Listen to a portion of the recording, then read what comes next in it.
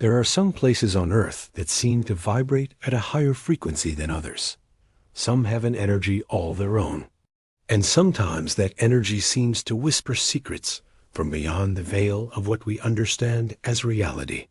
Deep in the mountains of Greece, hidden away from prying eyes, is one such place, a sanctuary known to history as Delphi, where more than 2,000 years ago, the greatest minds of the ancient world came to hear the predictions of the Oracle, a trance medium believed to be possessed by the spirit of prophecy.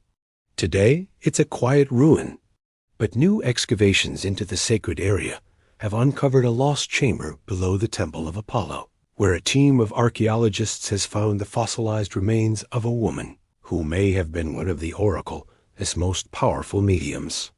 And when a modern psychic decided to sit in the chamber and try to contact the spirit of the Oracle, she had no idea how close she would get to the spirit of prophecy.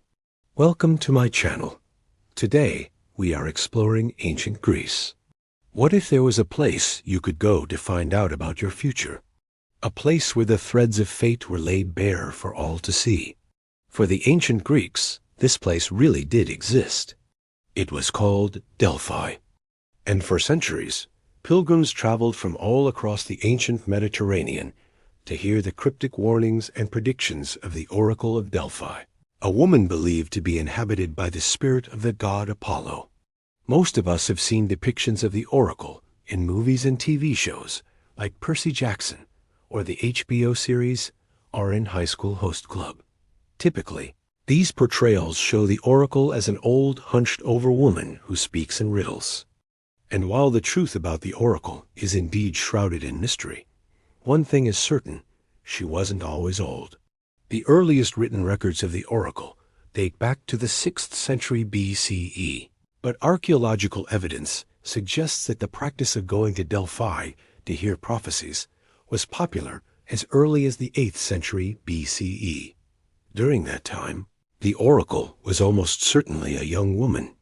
According to legend, the Oracle was chosen by Apollo at age 15.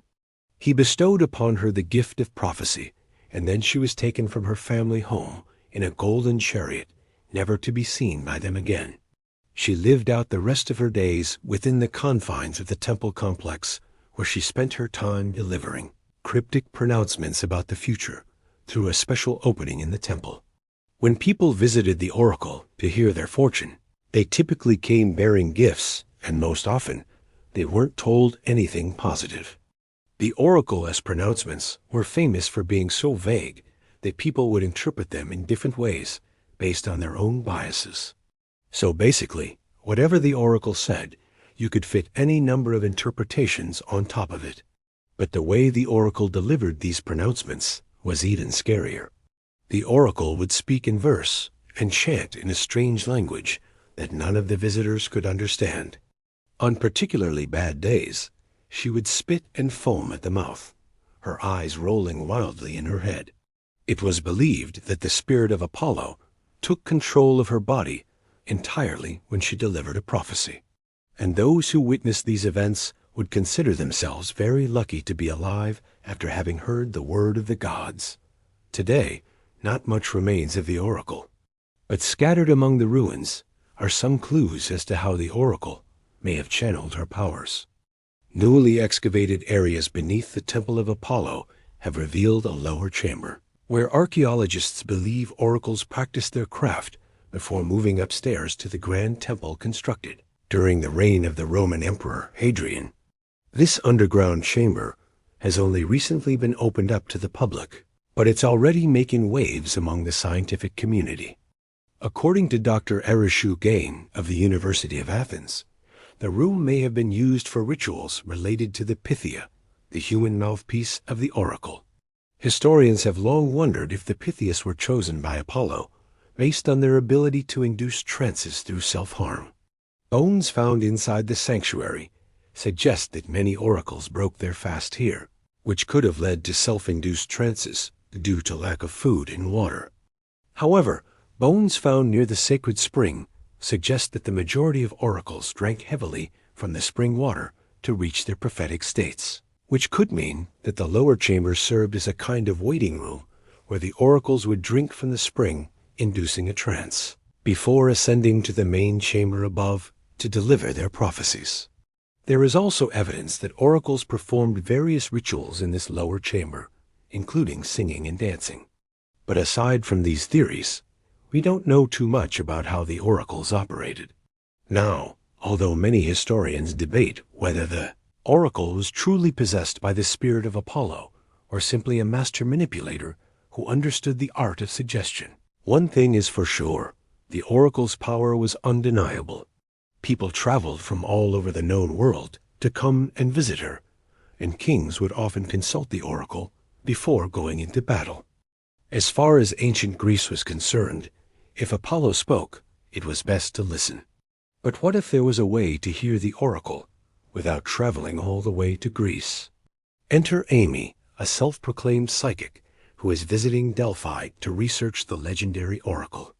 Amy believes she has a special connection to the supernatural and feels compelled to visit Delphi to see if she can tap into the energy of the oracle.